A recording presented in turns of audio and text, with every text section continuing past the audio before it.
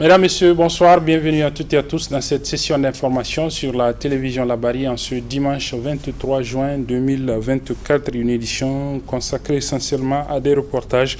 Le premier que nous vous proposons porte sur les difficultés de location de maisons dans la capitale Niamey, avec le récurrent problème d'absence de contrat de bail entre les bailleurs et les locataires. Voyons ce problème dans ce reportage signé Hassan Saleh Mustafa. Niamey, la capitale du Niger, compte plus d'1,26 000 habitants selon le recensement général de la population et de l'habitat de 2012. Une population qui a connu une croissance certainement de 2012 à 2024, ce qui du coup augmente le besoin de la population en logement.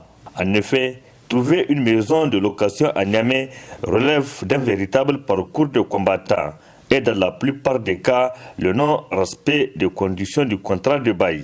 Qu'est-ce qu'on entend par bail?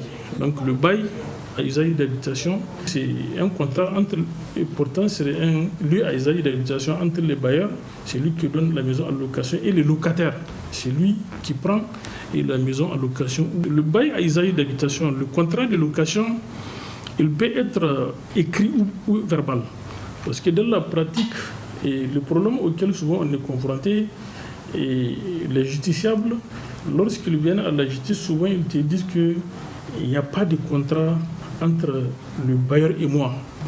Pour le commun des mortels, ils pensent que pour parler de contrat, il faut qu'il y ait un écrit. Or, de par la loi, l'ordonnance de 1996 portant code de à loyer, et le bail n'est pas forcément, il n'est pas dit qu'il faut forcément un écrit pour parler de contrat.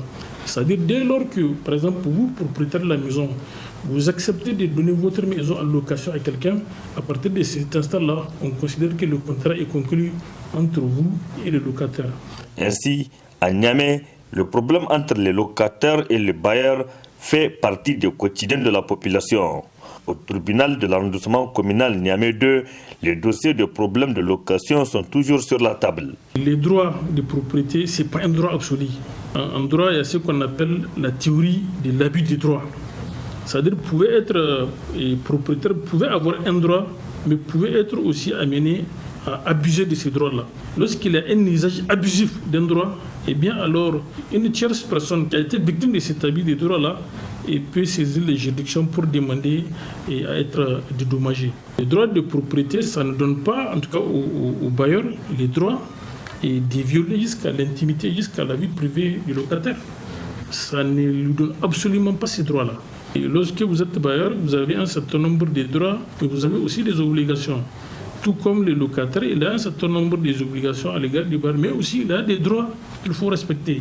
Le problème de bail pourrait réduire de façon significative au Niger si toutefois l'État réglemente le bail, notamment en fixant les tarifs de location au plan national. L'ordonnance de 1980, portant code de bois à l'œil, c'est une ordonnance qui a été adoptée pendant la transition militaire de 1996. Et cette ordonnance a prévu, dans son article 17, la prise d'un décret d'application qui doit fixer les tarifs des loyers dans notre pays.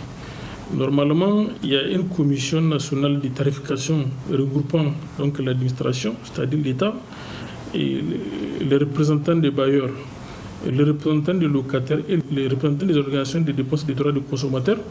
Donc c'est cette commission-là, c'est elle qui doit définir les critères de tarification des loyers sur toute l'étendue du territoire national. De 1996 à aujourd'hui, ce décret d'application-là n'a pas encore été pris.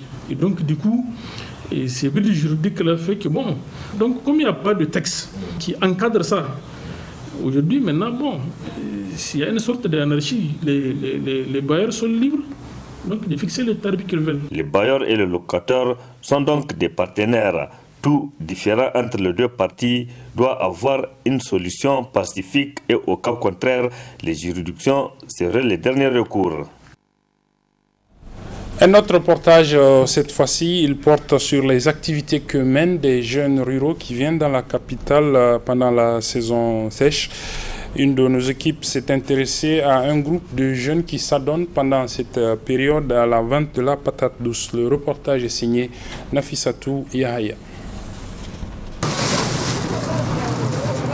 Il est exactement 7 heures passées d'une trentaine de minutes Zakariaou et ses autres camarades avec lesquels il exerce l'activité, qui consiste à faire bouillir des patates douces pour ensuite les revendre, s'activent déjà pour faire écouler la première cuisson, commencée à 4 heures du matin.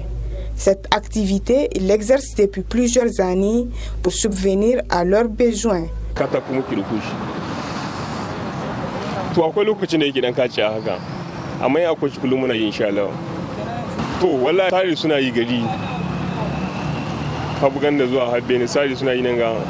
C'est au marché Katako que nous achetons la patate douce. Nous la préparons chaque jour pour la revendre en ville.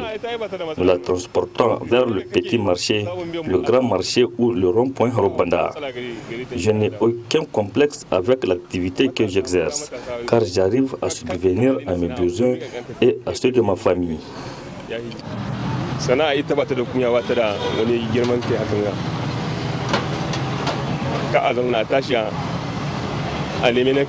Si Zakariaou exerce ce commerce sans complexe pour subvenir à ses besoins, Sani lui aspire à d'autres projets.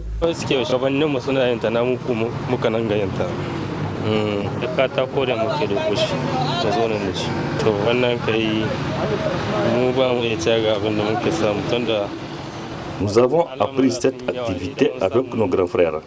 Grâce à ce commerce, j'arrive à subvenir à mes besoins et ceux de ma famille. Seulement, je ne souhaite pas continuer dans cette activité.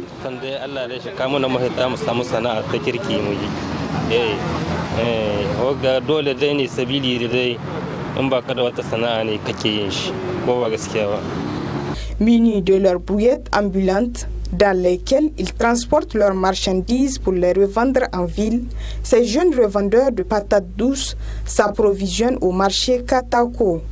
Le prix de ces patates bouillies varie de 25 francs à plus. Le troisième reportage que nous vous proposons porte, lui, sur la maladie de l'anémie qui consiste donc en un manque de globules rouges dans le sang. C'est un reportage signé Nafissatou Zakou que je vous invite à suivre. L'anémie est une affection qui se manifeste par un manque de globules rouges dans le sang. Cependant, les causes de cette maladie sont multiples, mais la carence en fer est la plus fréquente. Les globules rouges, normalement, ils durent 120 jours. Alors, s'ils durent 60 jours, 100 jours, 80 jours, il meurt, vous êtes d'accord que dans notre sang, il y aura moins de globules rouges et la personne va avoir de l'anémie. Par exemple, quand vous avez les palus, le parasite du palu qui vous infeste, okay, il va détruire vos globules rouges. Alors, il n'arrive pas à leur terme de 120 jours.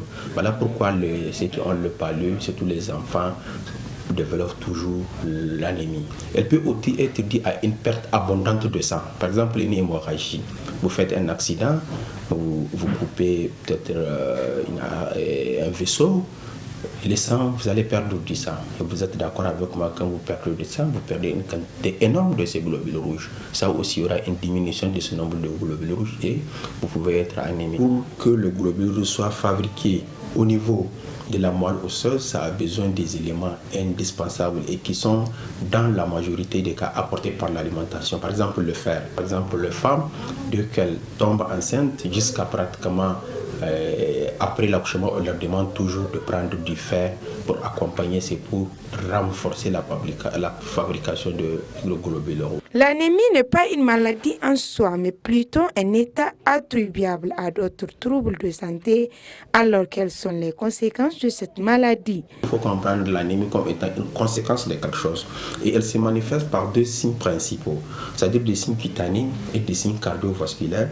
C'est-à-dire le signe cutané, c'est des choses, d'abord la pâleur.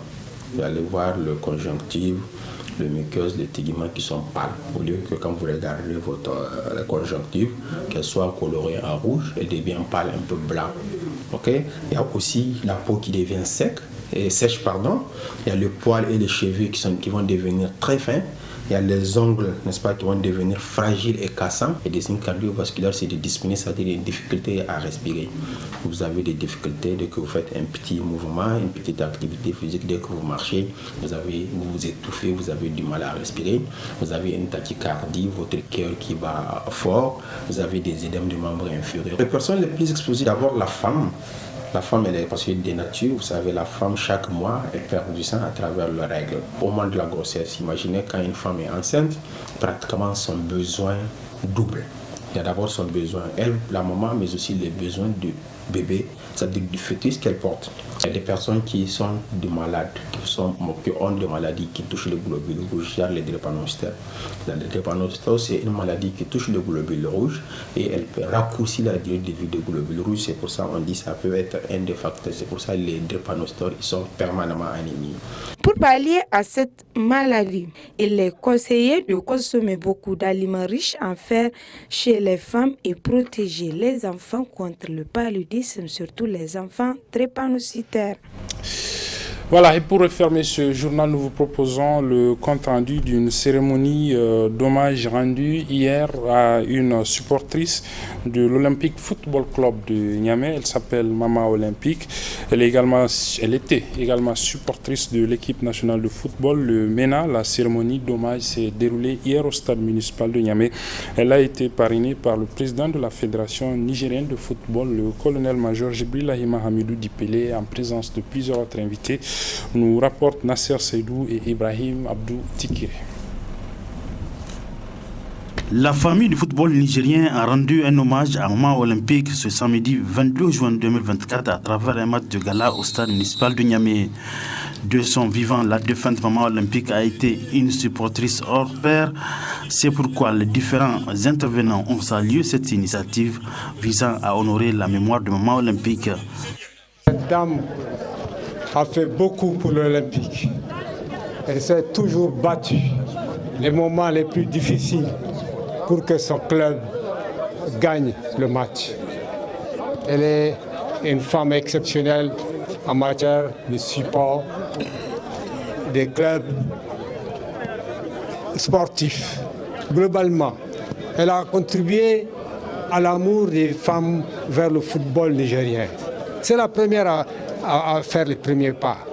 Et je crois que nous en gardons un bon souvenir. Cette reconnaissance que vous avez tous tenu à exprimer à l'endroit de la défunte et à l'endroit de sa famille. Et ceci nous rassure et nous galvanise davantage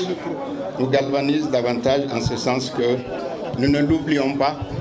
Nous n'oublions pas sa famille et nous sommes disposés à l'accompagner. Je crois que c'est un témoignage et c'est un signal fort que le monde sportif envoie à tout le public et à tout le monde sportif. Le fait de dire que personne dans le milieu du sport n'a vécu inutilement et le moment venu, on sait chaque fois témoigner un peu notre reconnaissance pour les efforts rendus au sport et à la nation nigérienne d'une manière générale. Maman Olympique est synonyme de passion, de ferveur, de patriotisme, de bonté et de fair play. Grande supportrice des Lions de la Gouroussou, elle appartenait en vérité à l'ensemble des clubs nigériens quand elle faisait preuve d'esprit sportif avec pour seul motif les progrès de l'ensemble du football nigérien. À l'affiche du match de gala, une équipe composée des anciennes gloires des Lions de la Gouroussou contre une équipe de l'AS Niamey. Une belle rencontre ayant permis aux acteurs de se rappeler de leurs années de gloire sous les couleurs des rouge et blancs de la Gouroussou. Une initiative à encourager. Et Maman Olympique, nous on l'a connue très jeune, tout petit même, et jusqu'à ce qu'on finisse notre carrière de footballeur et qu'on commence à entraîner les équipes. Et c'est une maman qui a été toujours à côté de nous. Elle nous a toujours soutenus et à Niamey et dans nos déplacements à l'extérieur. Je pense qu'elle le mérite. Et repos éternel à son âme. C'était vraiment une bonne initiative. Je voulais tout d'abord rendre hommage à notre grand-mère, notre maman, Maman Olympique. C'est une dame qu'on avait connue quand on était jeune, quand on était déjà joueur de l'AS, de l'équipe nationale d'abord, après l'Olympique Football Club. Et que la terre lui soit légère. Plusieurs anciens dirigeants de l'OFC étaient aux côtés du président de la Fédération nigérienne de football, parrain de la cérémonie. Je rends encore une fois de plus hommage à cette dame, à notre grand-mère, notre maman, qui est partie, maman olympique, que comme je l'ai dit, au moment de son décès, j'avais à peine 7 ou 8 ans quand je venais dans ce stade-là. Elle était déjà une grande supportrice du football nigérien, de l'Olympique et des équipes nationales. Donc je ne pouvais que lui rendre hommage du moins et rendre honneur à cette dame-là. Et malgré son âge, elle nous a accompagnés jusqu'à ces dernières heures. Elle a toujours été autour des équipes nationales, toujours été autour des clubs, jusqu'à ce que Dieu l'appelle à lui.